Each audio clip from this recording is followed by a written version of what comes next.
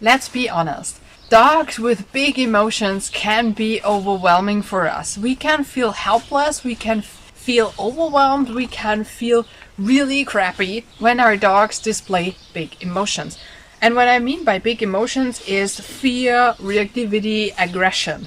So the things that influence us, right? We feel with them and we are deep in that situation. The thing is, though, the most sustainable way of changing things is to not let it get there. But I will give you what helped me in a situation when it does escalate. But first, let's see how it works to not get overwhelmed in the first place, right? And the first and sometimes really tricky step is to be honest with yourself. So know when you get overwhelmed, when your dog is displaying big emotions, and don't play it small. Like, we grow up in a society where we often get told, that's not so bad, don't act like that, don't be so sensitive, and things like that. And we kind of adopt those beliefs and we start telling them to ourselves.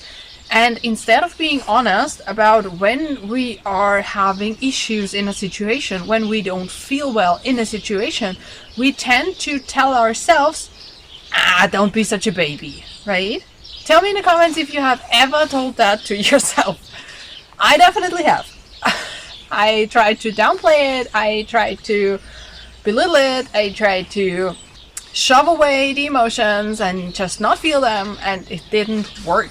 Why? Because I ran headfirst into the overwhelm, and that's why I will give you my escape strategy for when it comes to that. But when you are honest with yourself and you feel those feelings and you accept those feelings, you can act sooner before you get into the overwhelm. You start feeling uncomfortable and you can start changing things.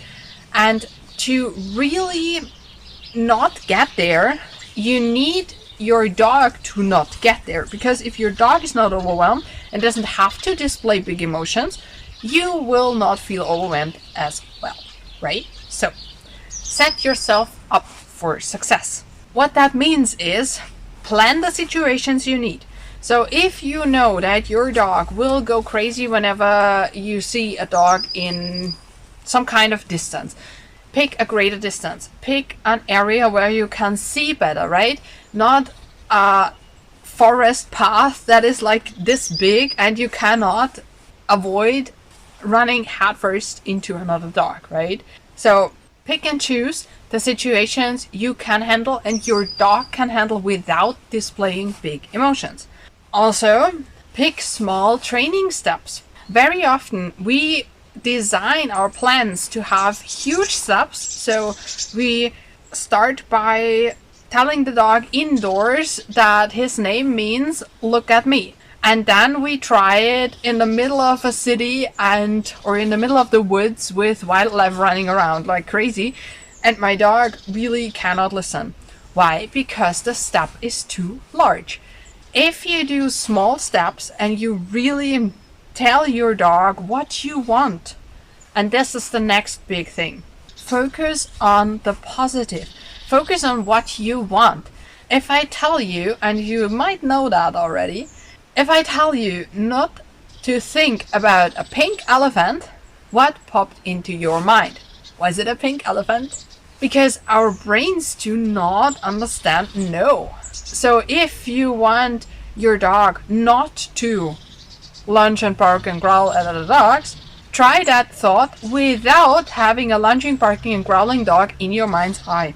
It's almost impossible.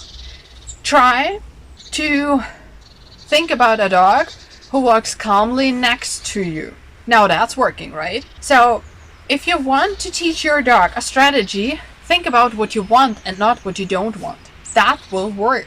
But we are not perfect. Our dogs are not perfect. Our days are not perfect. So it might happen that we stumble into trouble and we have our dogs display the big feelings even though we try to avoid it. Now, what do we do?